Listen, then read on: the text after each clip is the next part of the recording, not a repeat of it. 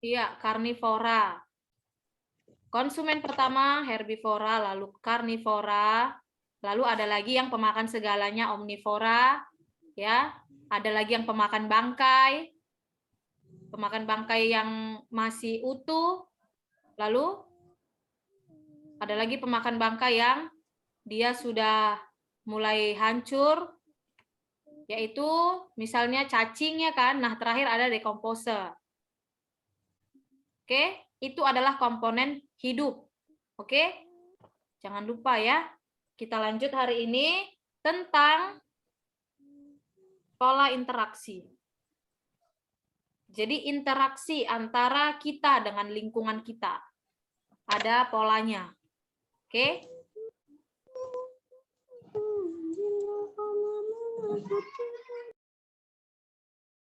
Aldrich, ayo baca Aldrich yang pertama ini pola interaksi. Pola interaksi organisme melibatkan dua atau lebih organisme, jenis, sifat, dan tingkah laku organisme di bumi sangat beragam, maka pola interaksinya juga beragam. Nah, pola interaksi antara organisme ya, antara kita yang hidup dengan melibatkan dua atau lebih organisme yang lain. Oke?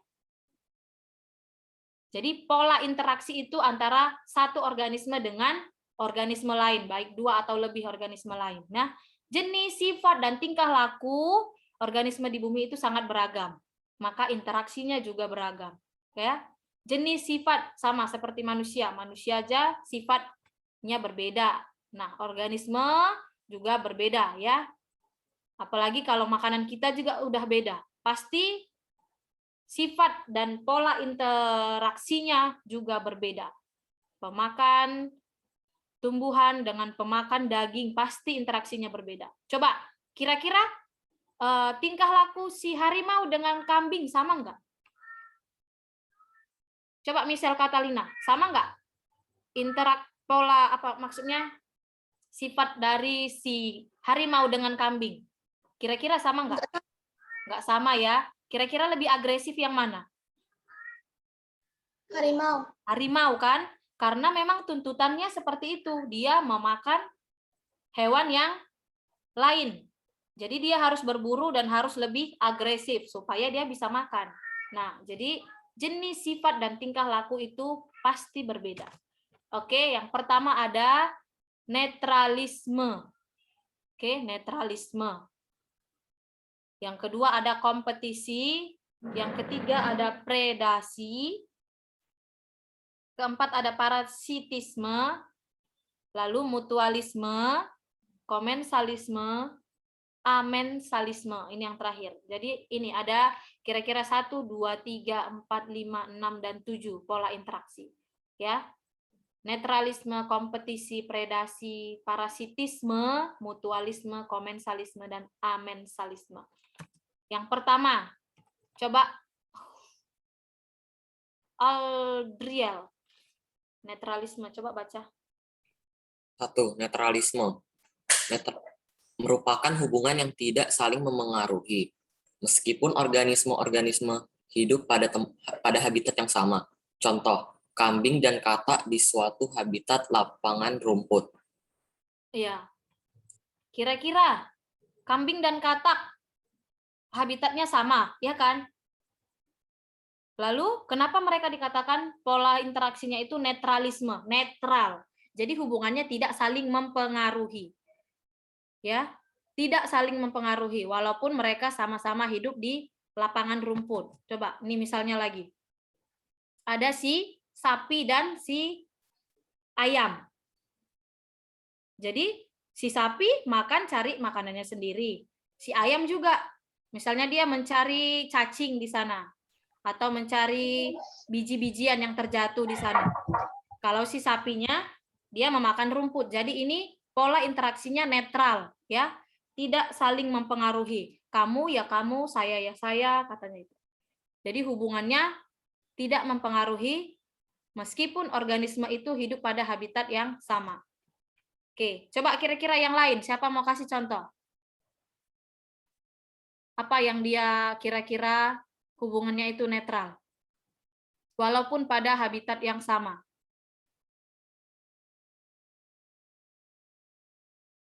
Ayo. Coba Karina kira-kira ada nggak? Karina. Banyak. Coba hewan-hewan yang ada di sekitar kamu coba. Yang dia kamu lihat itu tidak saling mempengaruhi. Coba Karina. Ini si sapi dengan si ayam. Tahu.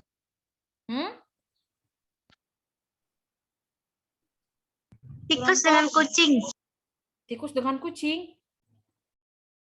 Kira-kira itu nanti hubungannya ada nggak? Ada itu ya. Karena kucing mau memakan tikus, ya. Yang dia netral, tidak mempengaruhi. Saya cari makan saya sendiri di sini. Kamu cari makan kamu sendiri di sana gitu. Ayo, kira-kira ini sapi. Kalau ada anjing di sini, netral nggak?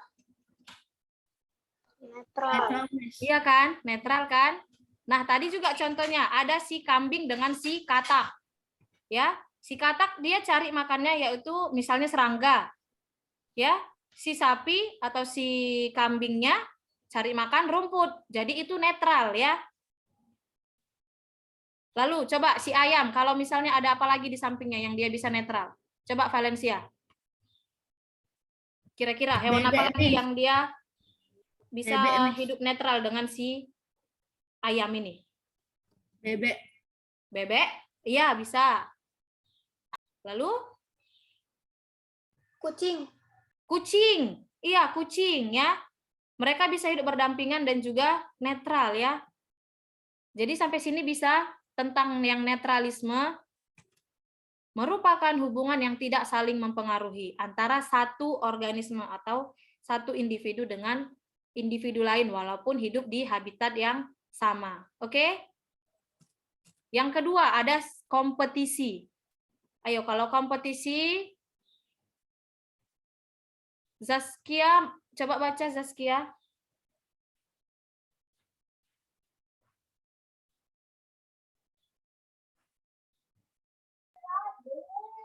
Kompetisi, bentuk interaksi antar individu sejenis atau antar populasi, di mana mereka saling bersaing mendapatkan sarana untuk tumbuh dan berkembang.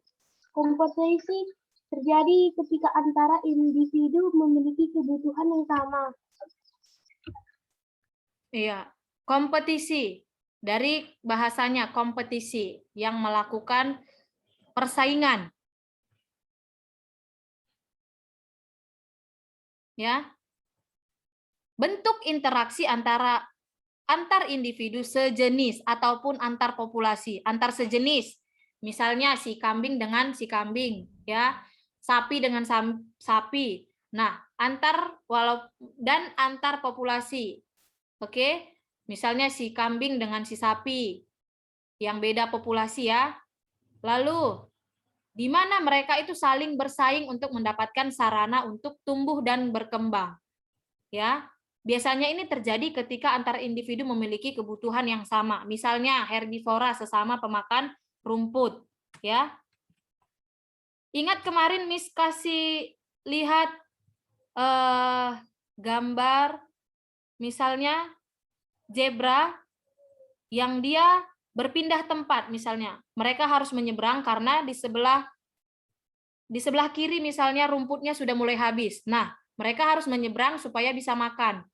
Karena rumput di sebelah kiri sudah habis, jadi mereka harus menyeberang ke sebelah kanan, walaupun di waktu menyeberang nanti mereka bisa diserang mangsa, tapi mereka harus berpindah, yaitu karena kompetisi juga ya kan. Mereka harus tetap bisa bertahan hidup. Karena apa? Sesama zebra akan juga berebut untuk bisa makan rumput. Oke, nah kompetisi antar yang sejenis. Dia ada intraspesifik spesies. Lihat, ini, misalnya sesama singa, ya. Kalau mereka mendapatkan buruan yang sama, hanya satu dan hanya sedikit, biasanya mereka akan berkompetisi. Seperti ini. Nah, antar populasi. Lihat, ini singa dengan hewan lain yang di sampingnya. Berbeda kan populasinya? Beda jenis kan? Si singa akan mempertahankan makanannya dan yang lain berusaha untuk merebut. Nah, itulah yang disebut dengan kompetisi, ya. Biasanya bagaimana tadi? Kompetisi terjadi ketika antar individu memiliki kebutuhan yang sama. Coba kasih contoh yang lain. Stephen Kleov. Coba contoh yang lain yang dia bisa berkompetisi. Bisa sejenis, bisa. Coba. Ayam. Harimau sama harimau. Iya, harimau dengan harimau. Karena apa biasanya mereka berkompetisi? Karena Buruannya misalnya cuma dapat 1, ya kan? Sedangkan dua-duanya sama-sama lapar. Nih, mereka bisa berantem. Coba yang lain. kucing sama kucing, Miss. Kucing sama kucing bisa berebut ikan ya. Yang lain? Hyena sama singa, Miss. Hyena dengan singa, ini dia. Boleh berbeda populasi tadi Miss katakan ya, tapi misalnya makanan mereka sama, ya. Makanan mereka sama dan mereka berbeda jenis bisa juga melakukan kompetisi. Misalnya, coba kasih contoh yang sesama pemakan rumput. Coba. Kambing sama ayam. Sapi. Kambing. Kuda sama sapi, Miss. Iya, kuda kambing. sapi. Ya, misalnya mereka melihat ada rumput yang segar, nah di sebelah kiri misalnya rumputnya udah kosong, sebelah kanan rumput segar, maka mereka akan melakukan kompetisi untuk memakan itu. Oke, bisa ya kompetisi ya. Nih, ada lagi. Nih, burung dan tupai sama-sama berebut apa kira-kira itu? Miss, Ya. kalau tidak, ini pertanyaan aku ini, kalau tidak sesama jenis hewannya, mereka bisa interaksi bersama gak? Maksudnya bukan kayak bicara gitu dalam bahasa mereka. Hah? Maksudnya? Kayak kita kan ini lagi bicara sesama nih. Oh, Nah, mereka bisa dengan damai ngomong bersama atau ya gak bisa memang gitu. hewan saling berbicara kah satu sama lain? Mungkin ya. Tapi mereka biasanya melakukan, kalau misalnya hewan liar seperti singa, mereka akan menandai tempatnya dengan air seninya. Misalnya mereka akan kencing di satu daerah gitu kan. Nanti yang lain akan mencium aroma di situ, jadi dia tidak dekat lagi gitu. Jadi bukan seperti manusia saling berbicara. Jadi mereka mungkin melakukan gestur tubuh ataupun tindakan-tindakan seperti misalnya menunjukkan ini daerah saya akan maaf ya, dia akan kencing di sana gitu. Air seninya akan membuat batasan. Jadi singa lain kalau dia merasa tidak sanggup untuk melawan, dia tidak akan datang. Nah, biasanya seperti itu. Kalau sapi-sapi kan nanti dia akan bawa gerombolannya mungkin untuk mengusir gerombolan yang lain, seperti itu. Kalau hewan bukan tidak saling berbicara, beda dengan manusia. Jadi kalau kucing misalnya dia akan mengeram kan, seperti mengeluarkan suara, membuat lawannya takut, jadi akan ada gerakan-gerakan atau gestur yang akan mereka lakukan. Seperti itu. Oke? Nah, itu juga cara mereka berkompetisi ya. Jadi mereka memberikan sinyal kepada lawannya kalau saya tidak mau diganggu di sini, seperti itu. Ini punya saya, jangan diganggu. Nah, dia akan mengeluarkan suara mungkin gitu. Nah, di sini kompetisi sarana pertumbuhan yang sering menjadi pembatas dan menyebabkan persaingan adalah misalnya air, nutrisi. Nah, ini makanan ya. Nutrisi, cahaya, dan ruang. Mereka membutuhkan ruang yang lebih besar, yang tadi Miss katakan, seperti singa akan menandai tempatnya. Di sini batas wilayah saya, jangan dekat, seperti itu. Oke, karena adanya persaingan ya, antara sesama hewan yang sejenis maupun yang tidak sejenis. Oke, ada tupai di sini dengan burung, makanannya sama, misalnya kacang. Nah, burungnya mau memakan kacang itu, si tupainya juga. Nah, jadi terjadi kompetisi di sana. Oke, ada lagi yang mau ditanya? Ada lagi yang mau kasih contoh?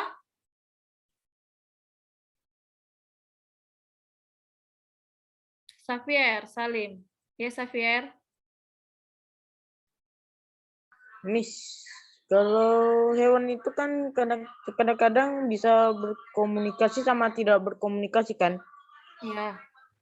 Aku nggak tahu kalau hiu itu kalau hiu bisa berkomunikasi sama ikan atau sama paus, Miss.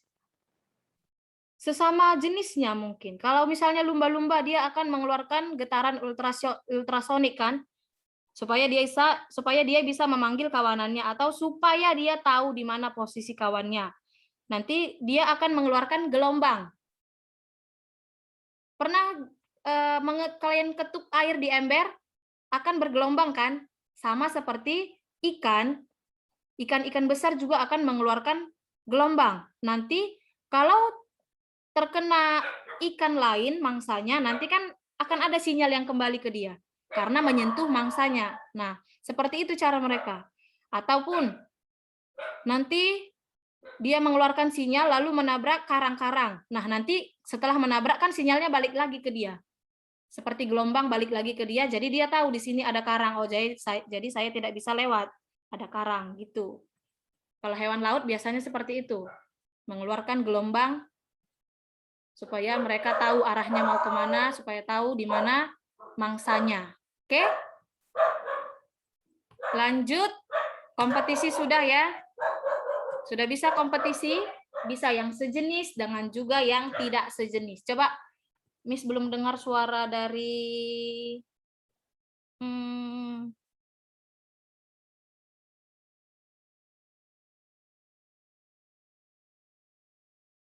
ini yang off kamera ini.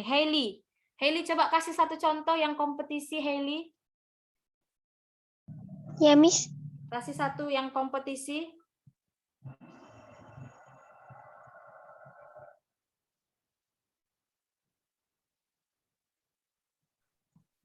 Coba, hewan apa yang bisa berkompetisi?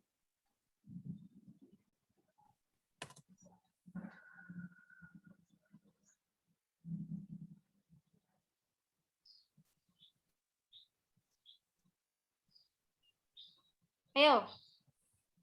Mana Heli?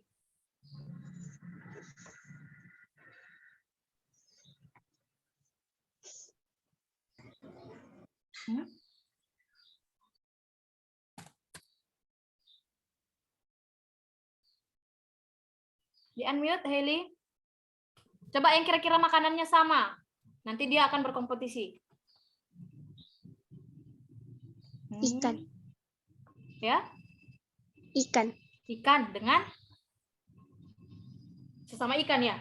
Iya bisa. Ikan dengan sesamanya ya. Misalnya ikan tuna dengan ikan tuna. Mereka akan biasanya satu gerombol gitu jalan mencari makanannya. Lanjut ya, kompetisi sudah ya. Kalau yang tadi netralisme tidak ada hubungan. Jadi dia mencari makanannya, saya mencari makanan saya, kamu mencari makanan kamu gitu. Kalau kompetisi mereka saling berebut misalnya. Bisa sesama jenis maupun antar populasi. Lanjut yang predasi. Coba baca Hugo.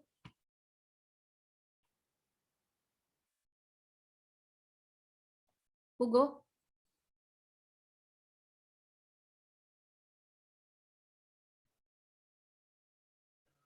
Ya, Miss. Baca predasi. Predasi merupakan interaksi antara pemangsa dan mangsa. Predator, hewan memangsa atau memakan. Prey, hewan yang dimangsa. Di alam, predasi dapat menjaga keseimbangan alam karena dapat menekan populasi hewan tertentu. Oke, jadi ada satu pola interaksi ya yang dinamakan predasi. Jadi ini interaksi antara si pemangsa dengan mangsanya. Nah, ini biasanya antara predator. Lihat, predator hewan yang memangsa karena itu makanannya gitu. Kalau misalnya kambing kan makanannya adalah rumput kan, jadi dia tidak dikatakan sebagai predator. Tapi nah yang ini dia adalah hubungan antara si predator ya, antara si predator hewan yang memangsa dengan prey atau hewan yang dimangsa. Nah, di alam itu dapat menjaga keseimbangan alam karena dapat menekan populasi hewan tertentu. Oke, contohnya ini dia. Miss kasih lihat si singa. Si singa betina sedang berburu makanannya, yaitu zebra, ya. Jadi si pemangsanya yang mana? Si predatornya yang mana? Stephen Randy? Singa, Miss. Singa. Si prey-nya yang mana? Zebra, Miss. Zebra. Nah, kalau yang burung ini, predatornya yang mana? Elang. Yang prey-nya? Ular. Oke. Jadi kira-kira seperti ini ya, yang memakan dengan yang dimakan. Jadi katanya dalam predasi dapat menjaga keseimbangan alam karena dapat menekan populasi hewan tertentu. Contohnya, nih, ada Miss kasih lihat si ular dengan si tikus. Nah, predatornya yang Michael Berwin, predatornya yang Predatornya yang sebelah kiri yaitu ular, yang sebelah kanan si burung. ya. Nah, si mangsanya yaitu yang Tikus dan ikan. ya tikus. Jadi kira-kira kalau si ular tidak makan tikus, populasi tikus meningkat nggak? Ya, Miss. Iya kan? Jadi misalnya di sawah, kalau tidak ada ular sawah yang memakan tikus, nanti tumbuhan akan habis dimakan si tikus, ya kan? Jadi di alam itu predasi ini sebenarnya sangat membantu supaya menekan populasi dari salah satu hewan tertentu supaya tidak terlalu banyak. Jadi alam tetap seimbang, ya. Nah, si ular juga, kalau kebanyakan ular juga bahkan manusia juga bisa dimakannya kalau kebanyakan ular. Jadi si ular dimakan oleh lawannya, ya kan? Ada burung misalnya ataupun hewan lain. Nah, jadi si ikan dimakan oleh burung. Ini burung pemakan ikan ya. Paruhnya itu dirancang untuk mencari makan di air. Jenis paruh yang mencari makan di air. Oke. Paham tentang predasi? Coba kasih contoh lain. Pinky, mau kasih contoh? Kijang dengan harimau, Miss. Kijang dengan harimau, ya, good. Yang predatornya yang mana? Yang predatornya harimau, yang prey-nya kijang. Iya, kijang dengan harimau ya. Nanti kalau tidak ada yang memakan si kijang, nah populasi si kijang bisa sangat banyak. Tidak bagus juga, oke? Kalau juga si zebra ini tidak dimakan oleh si harimau, semua rumput akan habis dimakan si zebra saja, yang lain tidak akan kedapatan. Atau semua padang rumput akan habis menjadi makanannya. Ya. Lalu di sini ada parasitisme. Ini pasti sering dengar kan, parasitisme, parasit. Coba Kayla Gracia baca.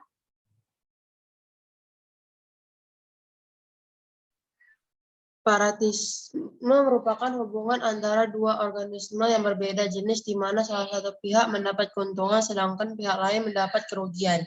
Pihak yang diuntungkan adalah parasit, pihak yang dirugikan adalah inang, yaitu organisme yang ditinggali parasit. Contohnya adalah benalu dan tali putri yang hidup sebagai parasit pada ranting pohon, serta berbagai jenis cacing dan bakteri yang hidup sebagai parasit pada tubuh hewan dan manusia. Oke, ini tahu gambar apa? Yang di kiri Cacing. Hah? Cacing di mana kira-kira? Cacing pita, Miss. Itu gambar cacing pita tuh dalam usus tuh. Ya, cacing ya. Cacing di perut. Itu merupakan contoh parasit. Kalau parasitisme merupakan hubungan antara dua organisme berbeda jenis. Ya, beda jenisnya di mana satu mendapat keuntungan sedangkan pihak lain mendapat kerugian. Kalau kamu mendapat kerugian dan yang lain mendapat keuntungan, itu disebut parasitisme. Ya. Nih. Jadi Miss kalau Nah, jadi kalau ada orang minjem duit kita nggak dibalikin itu gimana, Miss? parasit dia. Minta dibalikin lah supaya kamu tidak saya bilang parasit gitu. Ya. Tiba-tiba orang tuanya bilang kayak gini. Maaf ya, anak saya lagi pergi keluar kota, ada kerjaan, ada urusan. Tidak apa-apa, Bu, saya tunggu bilang. Saya tunggu sampai dia datang. Atau enggak kan bisa tinggal ditransfer saja. Sekarang M-Banking sudah bisa, Bu, bilang gitu. Oke. Nah, ingat ya, parasitisme adalah hubungan dua organisme berbeda jenis, di mana satu mendapat keuntungan dan yang lainnya mendapat kerugian. Jadi ini disebut parasit. Dan yang dirugikan itu disebut inangnya ya. Nah, kalau seperti ini, inangnya yang mana? Yang rugi. Coba. Regine Cheng. Coba. Halo Regin. Yang parasitnya yang mana dari gambar ini, Regin? Di unmute. Ini sudah Miss unmute kok nggak bisa? Ya.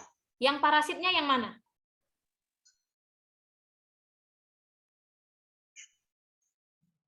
Yang kayak putih-putih itu. Ya, itu cacing ya. Jadi parasitnya yang mana?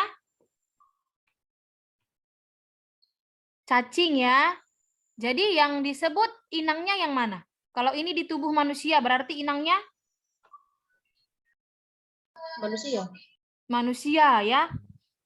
Kalau di tubuh manusia, inangnya manusia. Nah, hewan lain juga ada cacingnya. Jadi kalau di tubuh hewan, inangnya ya tubuh hewan. Nah, parasitnya ini ya si cacing. Makanya kita diminta untuk setiap 6 bulan sekali atau minimal setahun sekali minum obat cacing supaya di perutmu tidak ada ini. Nih. Ingat waktu kecil dikasih obat cacing sama orang tuanya? Atau siapa yang belum pernah minum obat cacing di sini? Nah, hati-hati ya. Kalau belum minum obat cacing, pasti di perut kalian banyak ini. Jangan takut harus minum obat cacing, oke? Supaya si cacing tidak menyerap nutrisi yang kamu makan. Jadi kamu makan, yang memakan nutrisinya adalah si cacing. Ya, kamu dapatnya separuh saja, si cacingnya dapat separuh lagi nutrisinya. Atau kalau kamu di badan kamu itu cacingnya sudah sangat banyak, ya bisa dibilang 60% nutrisi yang kamu makan untuk si cacing. Jadi kamu ternak cacing di perut. Nah, jadi jangan takut makan obat cacing supaya tidak ada ini di perut kamu. Oke? Bisa?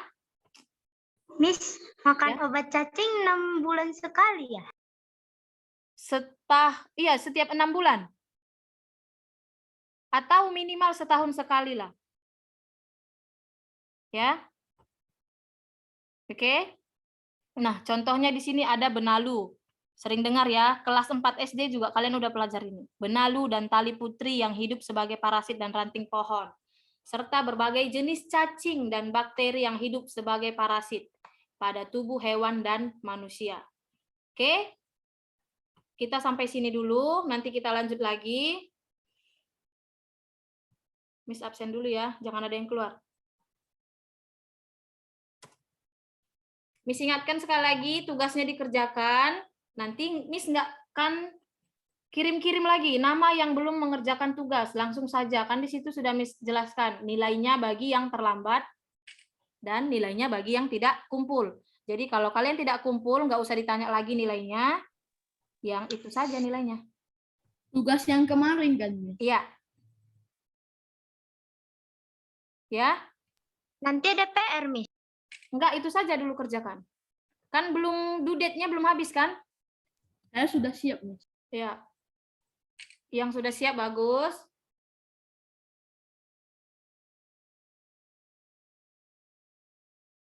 Ada yang mau ditanya?